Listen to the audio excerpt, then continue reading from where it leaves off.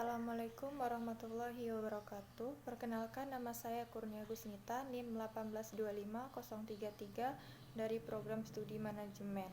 Baiklah, di sini saya akan menjelaskan hasil proposal saya yang berjudul Pengaruh Gaya Kepemimpinan dan Etos Kerja Budaya Organisasi Terhadap Kinerja Karyawan pada PT SPR Langga Ujung Batu. Baiklah, yang melatar belakanginya yaitu kinerja merupakan suatu hasil kerja yang didapat atau dicapai oleh seseorang atau sekelompok orang dalam suatu organisasi sesuai dengan wewenang dan tanggung jawab masing-masing dalam rangka upaya mencapai tujuan organisasi bersangkutan secara legal, tidak melanggar hukum dan sesuai dengan moral maupun etika. Hasil kerja sesuai kualitas dan kuantitas yang dicapai oleh seorang karyawan dalam melaksanakan tanggung jawab yang diberikan kepadanya. Kinerja adalah tingkat prestasi seseorang atau karyawan dalam suatu organisasi atau perusahaan yang didapatkan dalam meningkatkan produktivitas.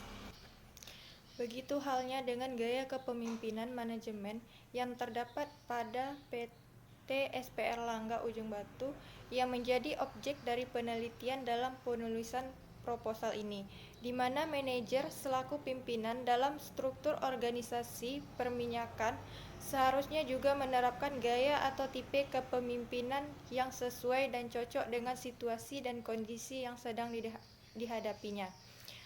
Tapi menurut analisa sementara, gaya kepemimpinan manajemen pada PT SPR Langga ini belum sesuai dengan apa yang diharapkan oleh karyawan. Tujuan dari penelitian ini yaitu untuk mengetahui bagaimana gaya kepemimpinan dan etos kerja budaya organisasi pada PT SPR Langga Ujung Batu. Baiklah, landasan teorinya yaitu gaya kepemimpinan. Gaya kepemimpinan merupakan suatu norma perilaku yang dipergunakan oleh seseorang pemimpin pada saat mencoba mempengaruhi perilaku orang lain atau bawahan. Dalam hal ini, usaha menyelaraskan persepsi di antara orang yang akan mempengaruhi perilaku dengan orang yang perilakunya akan dipengaruhi menjadi amat penting kedudukannya. Berdasarkan dari teori di atas, penulis menyimpulkan bahwa gaya kepemimpinan adalah cara dari seseorang untuk mempengaruhi, mengarahkan, mendorong dan mengendalikan orang lain untuk menyelaraskan persepsi individu agar dapat mencapai tujuan utama dari kelompok ataupun organisasi. Menurut pandangan Darojat, etos kerja berarti sikap, kepribadian, dan watak, serta karakter, kemauan, dan kesusilaan adat istiadat. Secara terminologis, arti dari kata etos memiliki 3 perbedaan yang berbeda, yaitu 1. Suatu aturan umum atau cara hidup.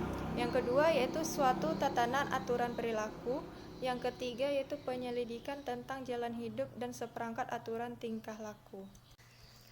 Budaya organisasi yaitu adalah suatu alat dalam menafsirkan kehidupan dan perilaku organisasi.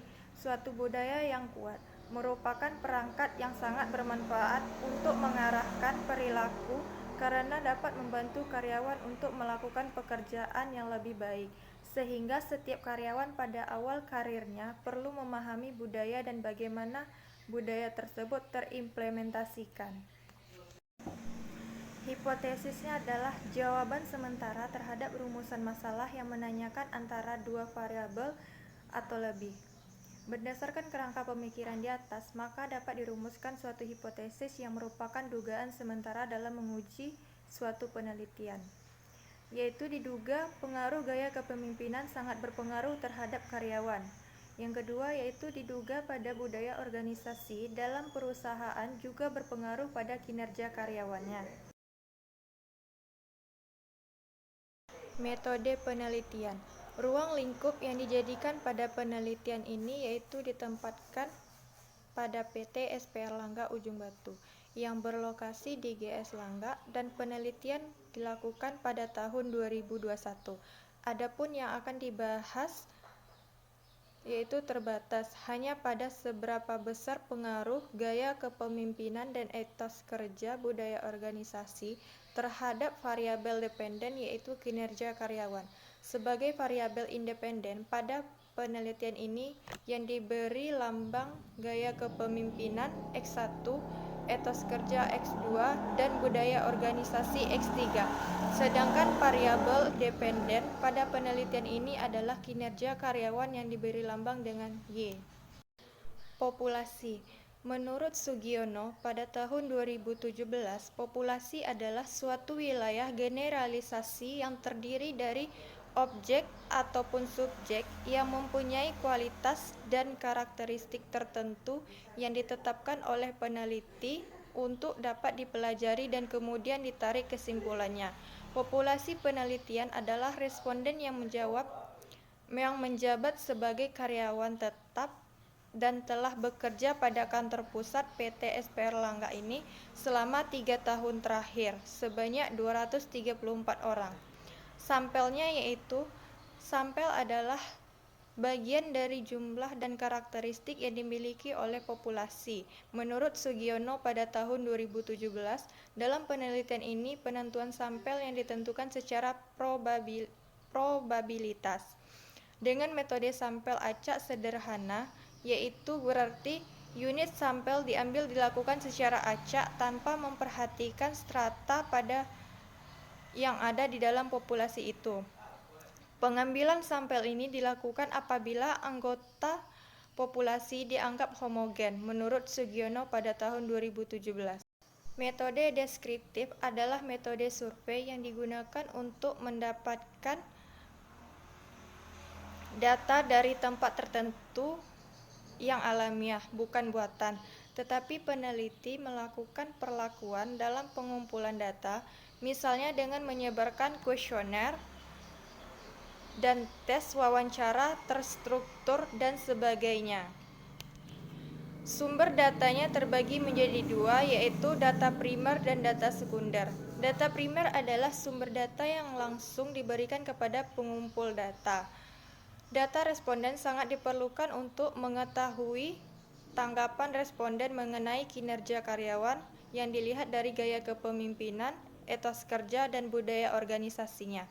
Sementara data sekunder yaitu data yang diperoleh dalam bentuk yang sudah jadi dari pihak perusahaan. Misalnya, data mengenai tingkat kehadiran karyawan, sejarah singkat perusahaan, dan struktur organisasi kepemimpinan dan etos kerja budaya organisasi, dan data lainnya yang berbentuk laporan dan tabel. Adapun teknik pengambilan datanya yaitu terbagi menjadi 4. Yang pertama yaitu observasi, yang kedua kuesioner, dan yang ketiga wawancara, yang keempat yaitu dokumentasi. Definisi operasional variabel. Operasional variabel penelitian menjelaskan tentang jenis variabel serta gambaran dari variabel yang diteliti berupa nama variabel, subvariabel, indikator variabel, dan ukuran serta skala pengukuran yang digunakan oleh peneliti.